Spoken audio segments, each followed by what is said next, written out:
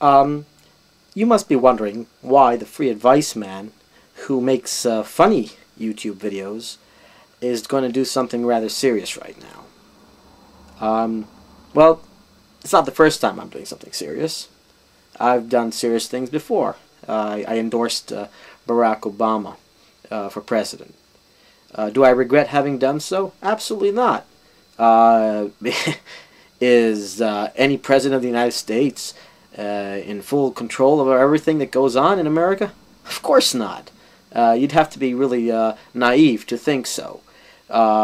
Is he responsible for all the bad that's going on? Of course not. Is he responsible for all the good that's going on? Obviously not. Is he trying to do good? Well, I think so.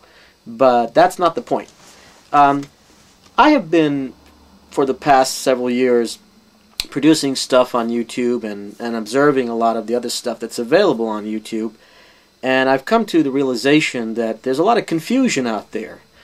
Very dangerous confusion. I mean, there's so much stuff on YouTube that if you're a young and highly impressionable person, and you look at the kind of garbage that you can find on YouTube, it's really dangerous, because you might be convinced of certain things that, to be quite honest, don't make much sense. Now, granted, some of the stuff that is shown in terms of conspiracy theories against the mass media, against governments, etc., against the United Nations, some of this stuff has elements of truth in it.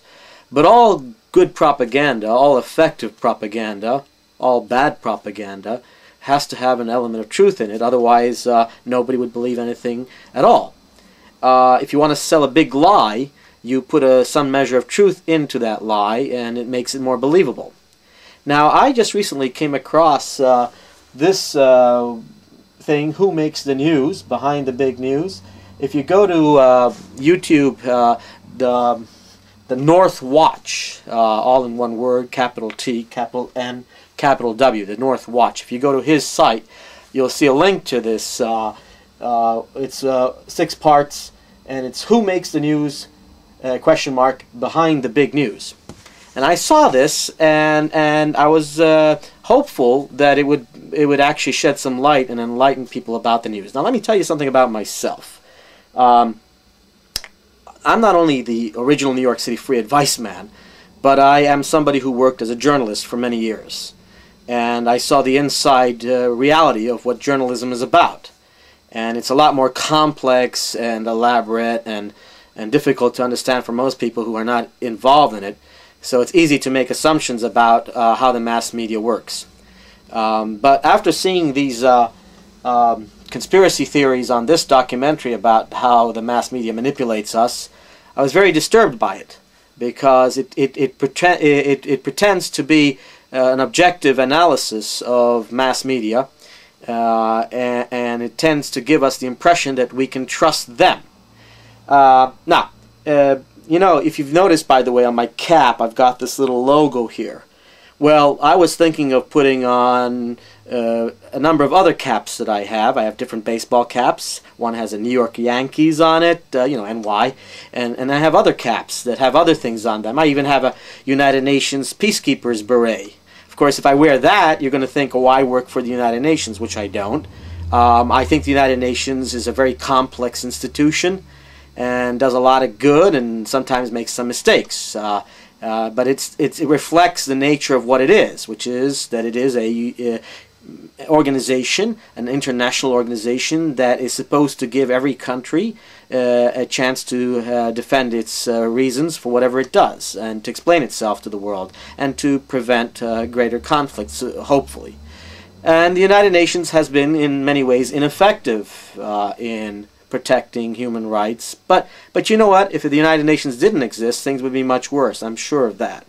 Now, so again, the logo here is just rubbish, because if I put on anything, people are going to say, oh, he represents that.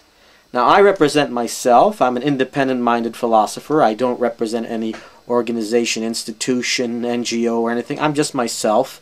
But when I see such propaganda on the internet, on YouTube, I think to myself, how many young people out there are going to be convinced that that conspiracy theory makes sense and that's the truth? Well, when I watched this, I saw that they were saying things like that the United States' media is run by these very wealthy people who actually have an agenda, which is one world government, and that they want to impose communism on the world. Please, what kind of garbage is that? Seriously now. The people who are wealthy in the world certainly don't want communism. In fact, they may want you to think that they want communism, and they may want you to be in a constant state of anarchy and chaos so that they can divide and conquer the world. That's true. But they certainly don't want communism. And I can tell you communism is garbage anyway. Communism, the idea that the state would own everything and you have no private property, would mean that you have no private rights, you have no individual rights, you have no human rights. So obviously communism is a non-starter to begin with. It just is a bad idea. But people who are communists often are very good people with good intentions. Just they don't have enough marbles, enough sense, noodles to think it over and see what the dangers of that are. On the other extreme, we have just Wild West capitalism, capitalism without ethics, without social responsibility, without environmental responsibility, and that is equally dangerous, and ultimately both extremes lead to the same thing: chaos, anarchy, and dictatorship, a combination of that, and ultimately war and conflict, and everything that just is terrible.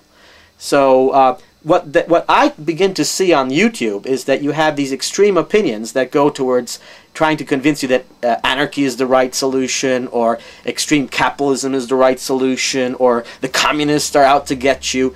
But you never hear moderate views like social democracy. What does that mean?